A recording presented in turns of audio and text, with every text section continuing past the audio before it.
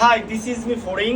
আমার হাতে দেখতে পাচ্ছেন 8টা কালারের সুন্দর সুন্দর 8টা ডিজাইনের কার্গো জোগার্সের যে কালেকশন এই মুহূর্তে ভাইরাল, বাংলাদেশের সবথেকে প্রিমিয়াম কোয়ালিটি এবং সবথেকে হাই কোয়ালিটির যে কার্গো প্যান্টগুলো 6 পকেটের মধ্যে, এগুলো আজকে মূলত আপনাদেরকে দেখাবো।